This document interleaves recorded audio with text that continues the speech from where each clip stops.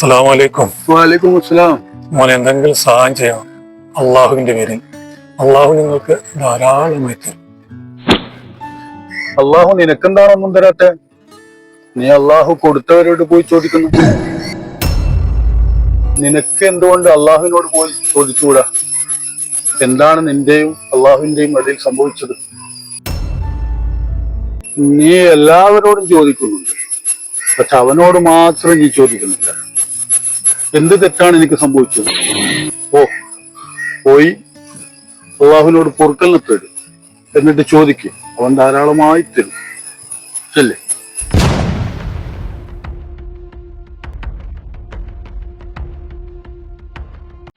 എന്താണ് നീ അള്ളാഹുവിനോട് ചോദിക്കാത്തത്? അള്ളാഹുവിനും നിനക്കും ഇടയിൽ എന്താണ് സംഭവിച്ചത്? പോയിട്ട് അള്ളാഹുവിനോട് ചോദിക്കും. ഞാൻ ആദ്യമായി ലജ്ജിക്കുന്നു അല്ലാ.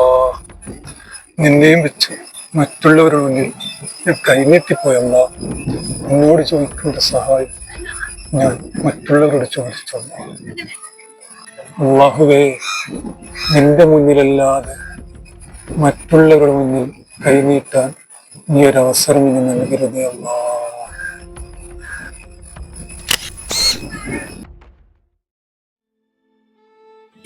ഇത് നിങ്ങൾക്കുള്ളതാണ്.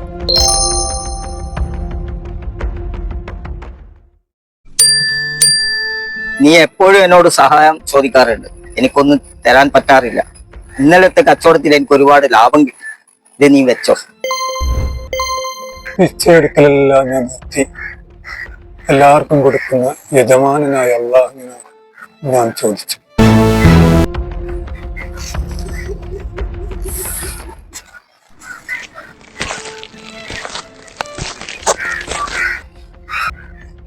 ഒരു നിമിഷം.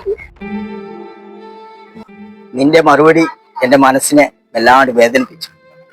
നീ എന്റെ കൂടെ കച്ചവടത്തിന് കൂടുന്നു.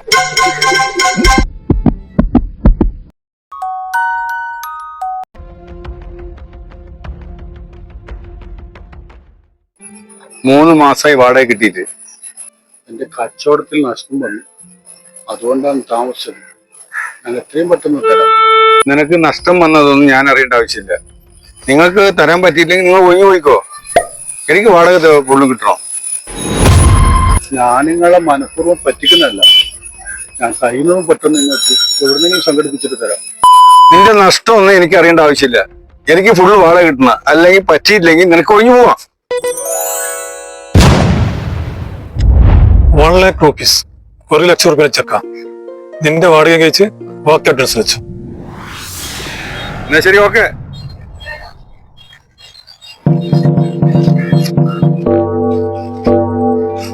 ഒരു മിനിറ്റ്. നിങ്ങൾ എന്റെ പൈസ ആണോ കൊടുത്തത്? നിങ്ങൾ എനിക്ക് യാതൊരു പരിചയമില്ലല്ലോ. പരിചയമായിക്കോളും. ഒന്ന് നിൽക്കൂ. നിങ്ങൾ ആരാണെന്ന് എനിക്കറിയില്ല. എന്തിനാണ് സഹായിച്ചതെന്നും എനിക്കറിയില്ല. പക്ഷെ നിങ്ങളുടെ ഈ സഹായം ഞാൻ എന്റെ മരണം വരെ മറക്കില്ല. സഹായത്തിന് പകരം ഒരു സഹായം.